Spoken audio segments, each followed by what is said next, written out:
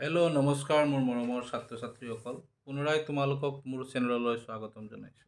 আজি মই class 10ৰ general মেথছৰ chapter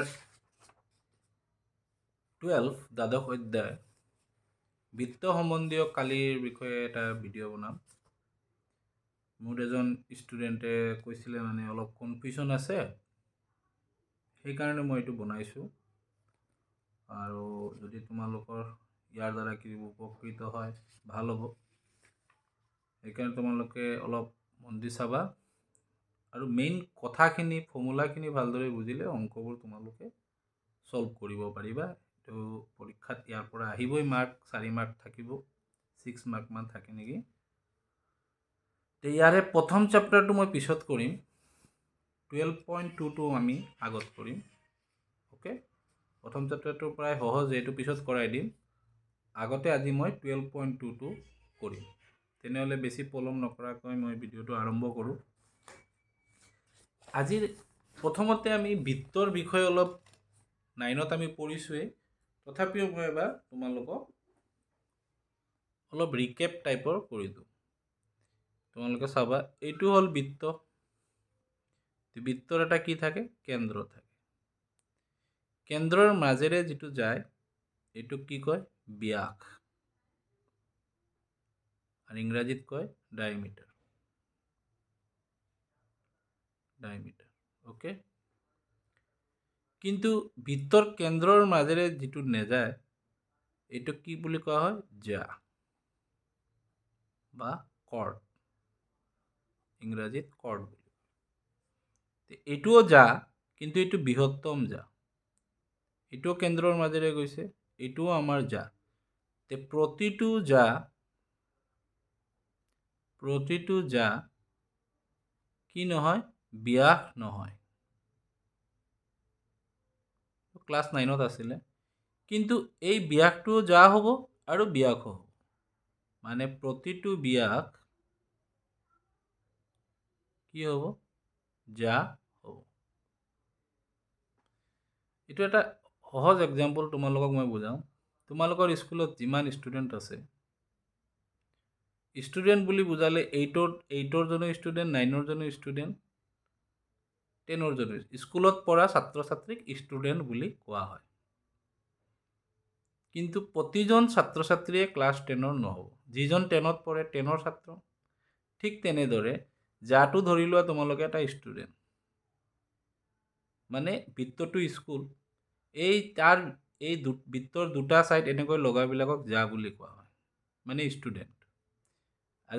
আৰু পাৰ্টিকুলাৰ এটা যাৰ নাম আছে যি কেন্দ্ৰৰ মাজেৰে যায়, সেই জাটোক আমি কি বুলি ক'ম? ব্যাস। মানে যিয়ে ক্লাছ 10ত পঢ়ে ষ্টুডেণ্ট, তাক আমি ক'ম ক্লাছ 10 ষ্টুডেণ্ট, মেট্ৰিক দিয়া ষ্টুডেণ্ট, HSLC দিয়া ষ্টুডেণ্ট। বুজি পালা? সেইকাৰণে মই লিখিছোঁ যে প্ৰতিটো জা ব্যাস নহয়। এইটো জা হয়, ব্যাস নহয়, কিন্তু প্ৰতিটো ব্যাসে কি হ'ব? জা হ'ব। 10ত পঢ়া ছাত্ৰটো ষ্টুডেণ্টও হ'ব আৰু ক্লাছ 10ও হ'ব।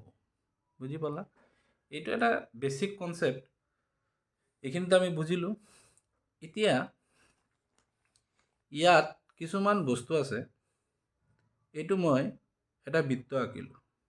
অ'কে, বৃত্তত মই দুটা দাগ দিলোঁ, এ আৰু বি।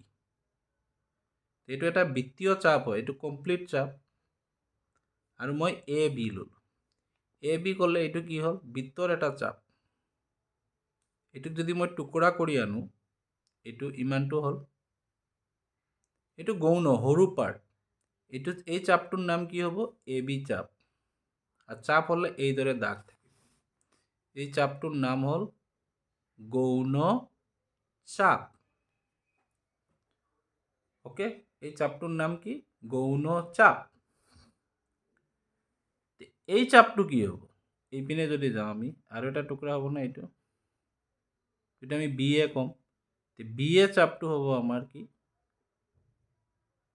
বি এ চাপটো আমাৰ হ'ব মুখ্য চাপ। আশা কৰোঁ ইয়ালৈকে তোমালোকৰ কনচেপ্টটো ক্লিয়াৰ হৈছে। এ বি গৌণ চাপ সৰু, আৰু বি এ কি চাপ? মুখ্য চাপ। চাপ কিয় বুজালোঁ এতিয়া বুজিম। প্ৰথম আমি বৃত্ত কলাৰ বিষয়ে আলোচনা কৰিম। বৃত্ত কলা চাবা দেই।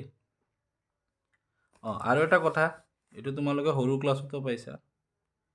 কেন্দ্ৰৰ পৰা পাৰ হৈ নাযাব, কেন্দ্ৰৰ পৰা এটা বৃত্তৰ মাজত কেন্দ্ৰৰ পৰা এইদৰে টানিলে এইটোক আমি কি কওঁ? ব্যাসাৰ্ধ।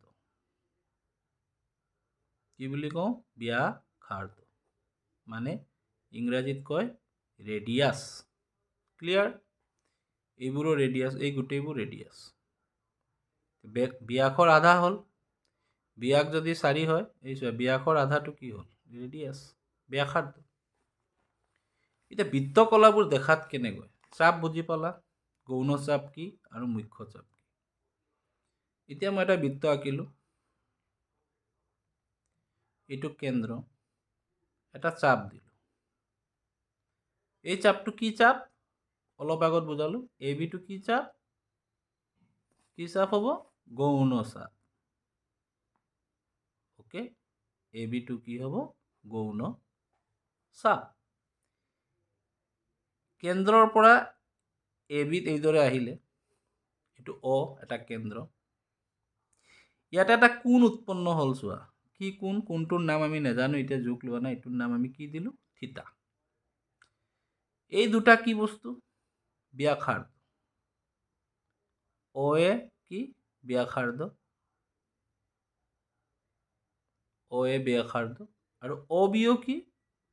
ব্যাসাৰ্ধ। ওকে, ইয়ালৈকে ক্লিয়াৰ হ'ল? মানে ইংৰাজীত কি হ'ব? ৰেডিয়াছ। ৰেডিয়াছ। এই যে মাজৰ অংশটো, এই অংশটোক কি বুলি কোৱা হয়? বৃত্ত কলা। কি বুলি কোৱা হয়? বৃত্ত কলা। ইয়াতে এটা বিন্দুও থাকিব পাৰে, পি। তোমালোকৰ কিতাপতো দিছে চোৱা, এটা যিকোনো বিন্দু পি দিছে। পিও দিব পাৰা, টিও দিব পাৰা। মানে এই পৰ্চনটোক কি বুলি কোৱা হয়? বৃত্ত কলা। বৃত্ত কলা বা বৃত্ত কলা বা কি কম? গৌণ বৃত্ত কলা। গৌণ বৃত্ত কলা। কিয় গৌণ বৃত্ত কলা ক'লো? কাৰণ এই চাপৰ লগতহে এই ব্যাসাৰ্ধ দুটা আছে। এইটো গৌণ চাপ, সেইকাৰণে এইটোক কি বুলি কোৱা হয়? গৌণ বৃত্ত কলা। তোমালোকক যদি কয় প্ৰশ্নত বৃত্ত কলা, তোমালোকে বুজিবা কাৰ কথা কোৱা হৈছে? গৌণ বৃত্ত কলাৰ কথা কোৱা হৈছে। বৃত্ত কলাটোৰ নাম কি হ'ব? O A P B. O A P B. বুজি পালা? বৃত্ত কলা বা গৌণ বৃত্ত কলা দুটা একেই। এজন মানুহৰ দুটা নাম থাকে ন, স্কুলত এটা বেলেগ নাম থাকে, লিখিত নাম বেলেগ, ঘৰত মাইনা বুলি মাতে, মানুহজন একেই, নাম বেলেগ বেলেগ। ঠিক তেনেদৰে এই পৰ্চনটোক বৃত্ত কলা। বৃত্ত কলাৰ মাজত কি? বৃত্ত কলা কাক বোলে? পৰীক্ষাত অহা নাই, কিন্তু তোমালোকে জনাটো ভাল। বৃত্ত কলা কাক বোলে? কিবা কাৰণত যদি কোনোবাই সুধিলে তোমালোকক বৃত্ত কলানো কি, বস্তুটো বুজোৱাচোন, তেতিয়া তোমালোকে ক'বা গৌণ চাপ আৰু দুটা ব্যাসাৰ্ধৰ মাজৰ অংশখিনি বৃত্ত কলা বোলে। কি ক'বা? এটা বৃত্তৰ গৌণ চাপ, এইটো গৌণ চাপ আৰু কেইটা ব্যাসাৰ্ধ? দুটা ব্যাসাৰ্ধ। দুটা ব্যাসাৰ্ধৰ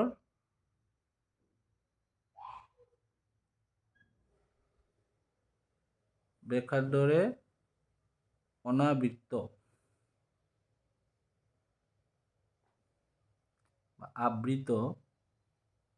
আবৃত অঞ্চলটোক কি বোলে? বৃত্ত কলা বোলে। ক্লিয়াৰ? ইংৰাজীত কি হ'ব? the region covered by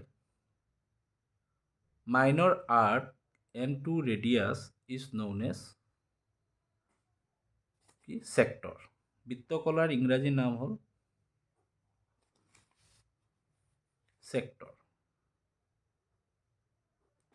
okay, clear? বৃত্তকলাটো বুজিলা? এইটো আমি পালোঁ গৌণ বৃত্তকলা। এতিয়া এই অংশটো কি? এইটো আমাৰ মুখ্য চাপ, অলপ আগত মই দেখাইছিলোঁ। এইটো আমাৰ কি? মুখ্য চাপ। এই অংশটোক আমি কি বুলি ক'ম? ইয়াতে আৰু এটা বিন্দু দি দিলোঁ কিউ। এইটো কি হ'ব? বি অ এ কিউ বি বা অ বি কি হ'ব চোৱা? অ বি কিউ এ। অ বি কিউ এটো কি হ'ব? এইটো মুখ্য চাপত আছে, এইটো হ'ব মুখ্য বৃত্তকলা। এইটো কি হ'ব? মুখ্য বৃত্তকলা। মুখ্য বৃত্তকলা কাক বোলে? একেদৰে হ'ব। এটা বৃত্তৰ ইয়াতে কি হ'ব? গৌণ চাপৰ ঠাইত কি আহি যাব? মুখ্য চাপ আৰু দুটা ব্যাসাৰ্ধৰে অনাবৃত্ত। ব্যাসাৰ্ধৰেতো এইটোহে আবৃত কৰিছে, এইটো অনাবৃত হ'ব। অংশটোক কি বুলি কোৱা হয়? মুখ্য বৃত্তকলা বুলি কোৱা হয়। কথাটো বুজি পালা? এতিয়া তোমালোকে চোৱা, বৃত্তকলা কাক বোলে বা গৌণ বৃত্তকলা কাক বোলে ক'ব পাৰিবা, মুখ্য বৃত্তকলা কাক বোলে ক'ব পাৰিবা। এতিয়া ইয়াৰ কালিটো ওলাব লাগিব। কালি কেনেকৈ ওলায়? কালিৰ এটা ফৰ্মুলা আছে। বৃত্তকলাৰ কালি ওলোৱা কঠিন নহয়। তোমালোকে জানা এটা বৃত্তত কিমান ডিগ্ৰী কোণ থাকে? এইটো এটা বৃত্ত, তাক যদি মই 4 ভাগ কৰোঁ, এইদৰে 90 90 90 পূৰা ঘূৰি যায় ন, পূৰা ঘূৰণি এইদৰে, কিমান ডিগ্ৰী কোণ হ'ব? 360 ডিগ্ৰী। তাৰে আমাৰ এই কোণটোহে বৃত্তকলা, হয়নে নহয়? আৰু বৃত্তৰ কালি কিমান? এই গোটেই বৃত্তটোৰ কালি কিমান? বৃত্তৰ কালি কিমান? পাই আৰ স্কোয়াৰ। এইটো তোমালোকে সৰু ক্লাছত পাইছা। পাই আৰ স্কোয়াৰ কালিৰ ডিগ্ৰী কিমান? 360 ডিগ্ৰী। আমি এতিয়া বৃত্তকলাটোৰ কালি ওলাব পাৰিম কিমান? থিতাৰ কালি ওলাব পাৰিম। চাবা কেনেকৈ ওলাইছে ফৰ্মুলাটো। 360 ডিগ্ৰীৰ কালি কিমান? পাই আৰ স্কোয়াৰ। 1 ডিগ্ৰীৰ কালি কিমান হ'ব? ঐকিক নিয়ম, বেছিৰ পৰা কমিছে তেতিয়া কি হ'ব? হৰণ। সাপোজ 10টা কলমৰ দাম 50 টকা, এটা কলমৰ দাম কিমান? 5 টকা। হৰণ হয়, এটা আহিলে কমি যাব, হৰণ হ'ব। এতিয়া আমাৰ কোনটো ডিগ্ৰীৰ ওলাব লাগে? থিতাৰ। থিতাটা আমি নাজানো, এইটো থিতাটো ইয়াৰ লগত কি হ'ব? কমৰ পৰা বাঢ়ি গ'ল, তেতিয়া এইটো কি হ'ব? পূৰণ। একৰ তলত আহিলে এইটো কি হয়? পূৰণ। আৰু একৰ ওপৰত থকাটো সদায় হৰণ। সেইকাৰণে বৃত্তকলাৰ কালিটো এইটো দিয়া হৈছে। চাব পাৰা তোমালোকে। এই চোৱা, বৃত্তকলাৰ কালি কিমান দিছে? Theta by 360 degree into pi r square.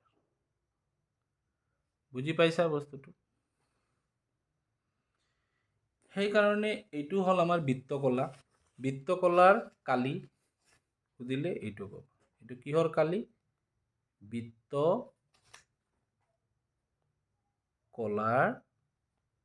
কালি বা গৌণ বৃত্তকলাৰ কালি।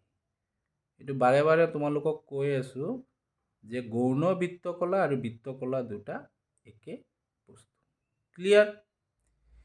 এতিয়া আমি মুখ্য বৃত্তকলাৰ কালিটো উলিয়াব লাগিব, হয়নে নহয়? তোমালোকে সৰু ক্লাছত পাইছিলা, এইটো কোণৰ মান যদি 3 হয়, গোটেই কোণটো কিমান? 360। এই কোণটোৰ মান কিমান হ'ব? 360ৰ পৰা এই পাৰ্টটো কি দিব লাগিব? এৰি দিব লাগিব। অ'কে, ধৰা মই আৰু এবাৰ আঁকি লৈছোঁ।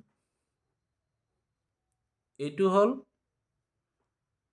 কেন্দ্ৰ থিতা এ বি পি। এইটো আমাৰ কি বৃত্তকলা? গৌণ বৃত্তকলা। ইয়াৰ কালিটো আমি উলিয়ালো এতিয়া এইটো। এতিয়া আমাৰ মুখ্য বৃত্তকলাৰ কালি ওলাব লাগে। ইয়াৰ এংগুলটো কি হ'ব? এইটোতো কাটি দিব লাগিব। এইটো কাটি গ'ল। কাটি গ'লে বস্তুটো এইদৰে হ'ব। এইদৰে হ'বনে নাই? ইয়াৰ এংগুলটোহে দিছে থিতা। ইয়াৰ এংগুলটো কি হ'ব? এইটো কাটি দিলোঁ। কাটি দিয়া মানে কি? মাইনাছ। গোটেই এংগুলটো কিমান? 360 মাইনাছ থিতা। এইটোৰ এংগুলৰ মান কিমান হ'ব? 360 ডিগ্ৰী মাইনাছ থিতা। একে ফৰ্মুলা হ'ব। থিতাৰ ঠাইত কি বহিব? 360 ডিগ্ৰী মাইনাছ থিতা। এইকাৰণে মুখ্য বৃত্তকলাৰ কালি কি হ'ব? 360 ডিগ্ৰী মাইনাছ থিতা। থিতা নহ'ব। 360ৰ পৰা এই এংগুলটোতো বৃত্তকলাৰহে, গৌণ বৃত্তকলাৰ।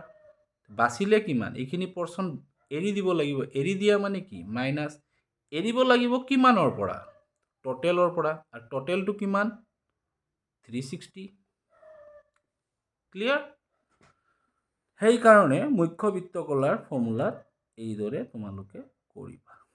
এইটো মুখ্য বৃত্তকলাৰ কালি। কিতাপত আছেই, মুখস্থ কৰিবা। আৰু কেনেকৈ ফৰ্মুলাটো আহিছে মই বুজাই দিলোঁ। বুজিবতো লাগিব ন? এতিয়া চোৱা, মুখ্য বৃত্তকলা উলিয়াব ক'লে কৈ দিব মুখ্য বৃত্তকলা বুলি।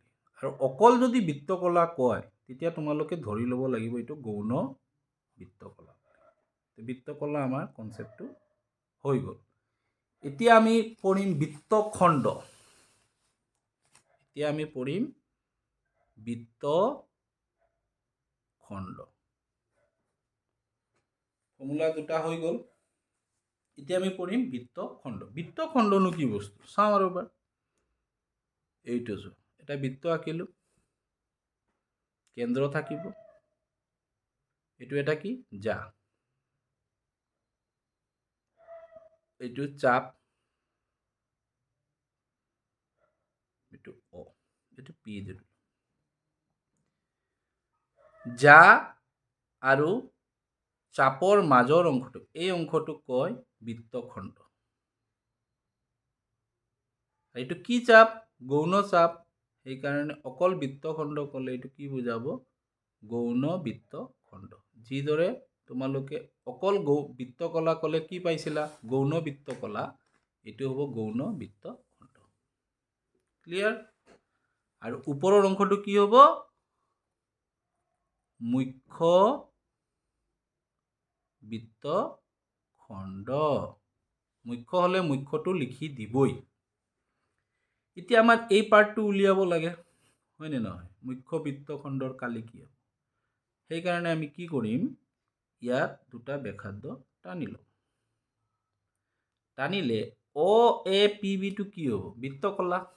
দুটা ব্যাসাৰ্ধ আৰু চাপৰ মাজত বৃত্তকলা অলপ আগত পালোঁ। এই বৃত্তকলাটো আগতে উলিয়াই ল'ম। এই পৰ্চনটো আগতে আমি উলিয়াই ল'ম। এই পুৰা পৰ্চনটো আমি উলিয়াই ল'ম। এ পি বি উলিয়ালোঁ। পুৰা পৰ্চনটোৰ পৰা আমি ইয়াতে যদি এটা লাইন টানো, এটা ত্ৰিভুজ হয়। এই ত্ৰিভুজটোক যদি আমি কাটি পেলাই দিওঁ, এইটোক যদি আমি এইদৰে কাটি দিলোঁ, কাটি দিলে কি থাকিব? অকল এই পাৰ্টটো থাকিব। এই পাৰ্টটোৱে কি বুজায়? বৃত্তখণ্ড বুজায়। সেইকাৰণে বৃত্তখণ্ডৰ কালিত কি কৰে? বৃত্তখণ্ডৰ কালি কি কৰিব? প্ৰথম আমি বৃত্তকলাটো পুৰা উলিয়ালোঁ। উলিয়াই এই ত্ৰিভুজটো আমি কাটি পেলাই দিওঁ। কাটি পেলাই দিয়া মানে কি? মাইনাছ। ক'ৰ পৰা কাটিলোঁ? বৃত্তকলাৰ পৰা কাটিলোঁ। ইয়াতে আমি কি দিম? বৃত্তকলাৰ কালি মাইনাছ ত্ৰিভুজৰ কালি। সেইকাৰণে ত্ৰিভুজৰ কালিটো মাইনাছ হয়। ক্লিয়াৰ হৈছে কনচেপ্টটো? বৃত্তকলাৰ কালিৰ ফৰ্মুলা আমি জানো, অলপ আগত পালোঁ। থিতা বাই 360 পাই আৰ স্কোয়াৰ মাইনাছ ত্ৰিভুজৰ কালি। ত্ৰিভুজৰ কালি বেলেগ বেলেগ থাকে। সমকোণী ত্ৰিভুজৰ বেলেগ, সমবাহু ত্ৰিভুজৰ বেলেগ হ'ব। অংক কৰিলে আমি গম পাম। এইদৰে আমি বৃত্তখণ্ডৰ কালি উলিয়াওঁ। বৃত্তখণ্ডৰ কালিৰ ফৰ্মুলা হ'ল এইটো। বৃত্তকলাৰ কালি, বৃত্তখণ্ডৰ কালি উলিয়াব ক'লে আমি বৃত্তকলাৰ কালি উলিয়াব লাগিব আৰু ত্ৰিভুজৰ কালিটো উলিয়াব লাগিব। এই বৃত্তখণ্ডৰ কালি মানে কি? গৌণ বৃত্তখণ্ডৰ কথা কৈছে।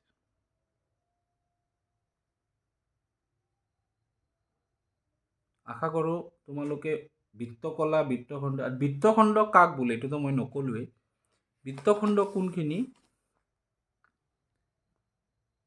জা আৰু চাপৰ মাজৰ অংশখিনি, এইটো এটা চাপ হয়। জা আৰু চাপ, গৌণ চাপ ন, গৌণ চাপে আবৃত কৰি ৰখা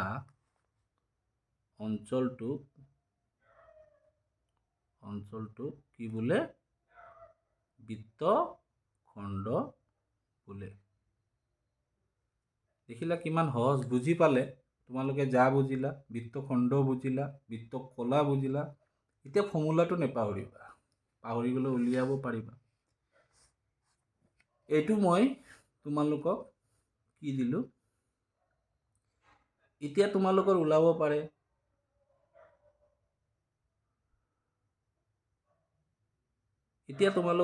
এইটোতো মই কি উলিয়ালোঁ? গৌণ বৃত্তখণ্ড। তোমালোকৰ মনত আহিব এতিয়া মুখ্য বৃত্তখণ্ড কেনেকৈ উলিয়াব।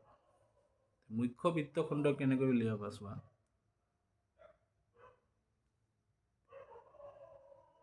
এই গোটেইটো বৃত্ত হয়, এই গোটেইটো কি হয়? বৃত্ত। আৰু বৃত্তৰ কালি কিমান? পাই আৰ স্কুৱেৰ। অ'কে, এই পৰ্চনটো কি? বৃত্তখণ্ড বা গৌণ বৃত্তখণ্ডৰ কালি। অ'কে, এই পৰ্চনটো। এতিয়া আমাকতো এই পৰ্চনটো লাগে। এই গোটেই পৰ্চনটো কাৰ কালি? বৃত্তৰ কালি। বৃত্তৰ কালিৰ পৰা যদি এইটো আমি কাটি পেলাই দিওঁ, কোনটো কাটি পেলাই দিওঁ? বৃত্তখণ্ডৰ কালিটো যদি কাটি দিওঁ বৃত্তৰ কালিৰ পৰা, তেতিয়া অকল এই পাৰ্টটো বাচিব। এইটো এটা জা হয়নে নহয়? জা আৰু এটা চাপৰ মাজৰ অংশ। জা আৰু চাপৰে আবৃত অংশক আমি কি বুলি কওঁ? বৃত্তখণ্ড। এইটো যিহেতু কি চাপ? মুখ্য চাপ, বি এ মুখ্য চাপ। মুখ্য চাপৰ পৰা কি হ'ব? মুখ্য বৃত্তখণ্ড হ'ব। বুজি পাইছা? সেইকাৰণে মুখ্য বৃত্তখণ্ডৰ কালি হ'ব পাই আৰ স্কুৱেৰ মাইনাছ গৌণ বৃত্তখণ্ডৰ কালি। এতিয়া তোমালোকক মুখ্য বৃত্তখণ্ড উলিয়াব ক'লে, মুখ্য বৃত্তখণ্ড উলিয়াবলৈ তোমালোকে কি উলিয়াব লাগিব? গৌণ বৃত্তখণ্ড। আৰু গৌণ বৃত্তখণ্ড উলিয়াবলৈ কি উলিয়াব লাগিব? বৃত্তকলা। প্ৰথমতে বৃত্তকলা উলিয়াব লাগিব, ত্ৰিভুজৰ কালি উলিয়াব লাগিব, তেতিয়াহে তুমি গৌণ বৃত্তখণ্ড তোমালোকে উলিয়াব পাৰিবা। আৰু গৌণ বৃত্তখণ্ড ওলোৱাৰ পিছতেহে মুখ্য বৃত্তখণ্ড পাৰিবা। প্ৰশ্নত যদি আহে মুখ্য বৃত্তখণ্ড ওলোৱা, অংকটো আৰম্ভ কৰিব লাগিব গৌণ বৃত্তকলাৰ কালিৰ পৰা। বৃত্তকলাৰ কালি উলিয়াই ল'লা, সেই বৃত্তকলাৰ কালিৰ সহায়ত বৃত্তখণ্ডৰ কালি উলিয়ালা, আৰু বৃত্তখণ্ডৰ কালিৰ সহায়ত মুখ্য বৃত্তখণ্ডৰ কালি উলিয়ালা। এটাৰ লগত এটা এনেকৈ লিংক। এতিয়া মই তোমালোকক এইখিনি বুজাই দিলোঁ। এতিয়া আৰু এটা প্ৰশ্ন থাকি গ'ল, চাপৰ দৈৰ্ঘ্য উলিয়াব আহে কেতিয়াবা। ধৰা এইটোৰ অংশ এ বি, এইটো এটা চাপ হয়। এই চাপটোৰ দৈৰ্ঘ্য কিমান? এইটোৰ দৈৰ্ঘ্য কিমান? এইটোৰ দৈৰ্ঘ্যটো কিমান? আমি জানো গোটেই বৃত্তৰ পৰিধি কিমান? বৃত্তৰ পৰিধি বা পৰিসীমা বা দৈৰ্ঘ্য কিমান 2 পাই r। আমাকতো অকল এইটোৰে লাগে, হয়নে নহয়? এই যে 2 পাই r কোনমান ডিগ্ৰীৰ? 360 ডিগ্ৰীৰ। আৰু ইয়াতে ডিগ্ৰীটো কিমান আছে? থিটা ডিগ্ৰীৰ এই দৈৰ্ঘ্যটো।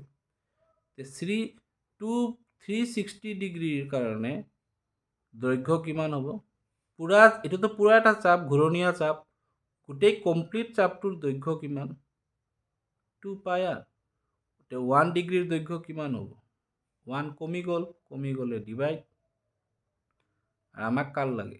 এইটোৰ চাপ লাগে। এইটো কিমান ডিগ্ৰীৰ চাপ? থিটা ডিগ্ৰী। থিটা ডিগ্ৰীৰ দৈৰ্ঘ্য চাপ কিমান হ'ব? 360 1ৰ পৰা বাঢ়ি গ'ল, মানে 2 পাই r ইনটু থিটা। দৈৰ্ঘ্য ক'লে এইটো চোৱা, এইটো বৃত্তকলাৰ লগত পুৰা মিল আছে। বৃত্তকলাৰ কালিৰ লগত প্ৰায় মিল আছে। এইটো কালি কোৱাৰ কাৰণে এইটো মনত ৰাখাৰ সুবিধা। কালি ক'লে কি ক'বা? বৃত্তৰ কালি জানাই, পাই r স্কোয়াৰ লিখিবা। তলত 360 ইনটু থিটা। আৰু দৈৰ্ঘ্য ক'লে পৰিসীমাটো লিখিবা, 2 পাই r 360 ডিগ্ৰী ইনটু থিটা।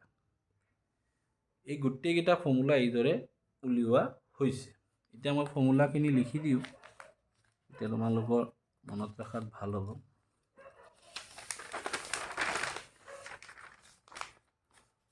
প্ৰথমে আমি কি লিখিম? 1 নম্বৰ ফৰ্মুলা, বৃত্তকলা বা গৌণ বৃত্তকলাৰ কালি। মনত ৰাখাৰ সুবিধা কৈয়ে দিছিলোঁ, থিটা বাই 360 ডিগ্ৰী। কালি কৈছে বৃত্তৰ কালি, পাই r স্কোয়াৰ। এইটোও মনত ৰাখিব পাৰা। মুখ্য বৃত্তকলাৰ কালি,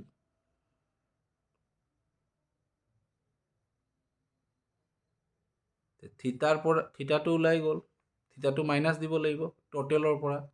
তেতিয়া কি হ'ব? 360 ডিগ্ৰী মাইনাছ থিটা বাই 360 ডিগ্ৰী পাই r স্কোয়াৰ। ওকে। 2 নম্বৰ, বৃত্তখণ্ড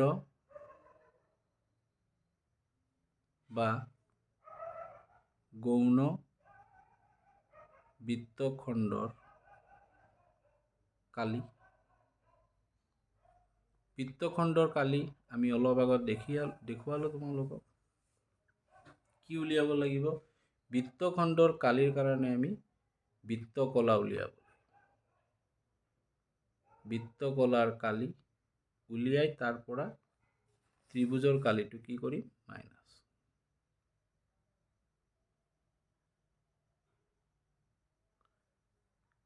মুখ্য বৃত্তখণ্ডৰ কালি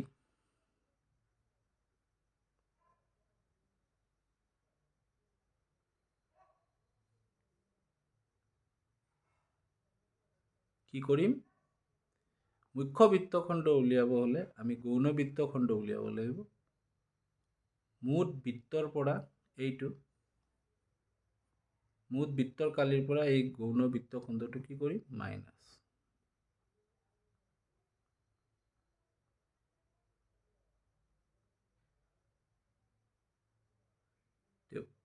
মুখ্য বৃত্তখণ্ড উলিয়াব আহিলে আমি প্ৰথম বৃত্তকলা উলিয়াম, ত্ৰিভুজৰ কালি উলিয়াম, ওলাই গৌণ বৃত্তখণ্ড উলিয়াম।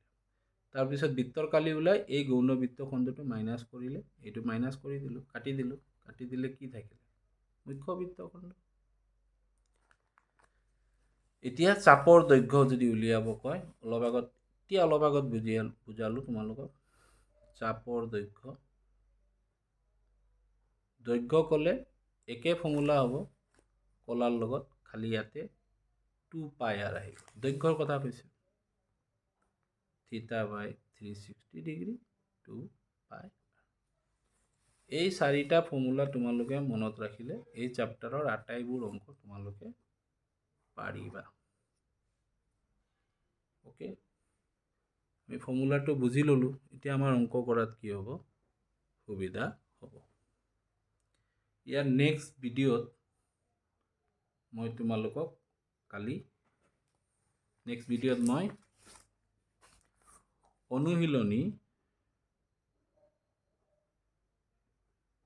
12.2টো আলোচনা কৰিম।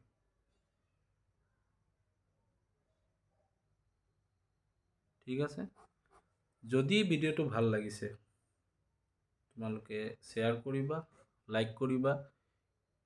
এইদৰে কিছুমান ষ্টুডেণ্টে মোক কমেণ্ট কৰিছিলে কাৰণে এই চেপ্টাৰটো মই বুজাই দিছোঁ। কাৰোবাৰ যদি কিবা ডাউট থাকে, এই চেপ্টাৰটো মই অংকখিনিও কৰি দিম, মোক কমেণ্ট কৰিবা, মেছেজ কৰিবা, মই কৰিবলৈ চেষ্টা কৰিম। আৰু মই ৰেগুলাৰ ভিডিঅ' দিব পৰা নাই, মোৰ বহুত পাৰ্চনেল কাম আছে, স্কুলতো কাম থাকে, সেইকাৰণে মই ইমান ৰেগুলাৰ ৱেত দিব পৰা নাই। আশা কৰিম মই যিমানটো পাৰোঁ মই চেষ্টা কৰিম, আৰু তোমালোকে শ্বেয়াৰ কৰিবা আৰু কমেণ্ট কৰিলে মই ভাল পাম। আৰু ভালদৰে পঢ়া শুনা কৰা। Best of luck. তোমালোকৰ আগন্তুক HSLC এক্সামৰ কাৰণে মোৰ পৰা শুভেচ্ছা থাকিল। ভগৱানে তোমালোকক ভাল আশীৰ্বাদ কৰে যে তোমালোকৰ ৰিজাল্টটো ভাল হয়। এই বুলিয়ে মই তোমালোকৰ পৰা বিদায় ল'লোঁ। থেংক ইউ, ধন্যবাদ।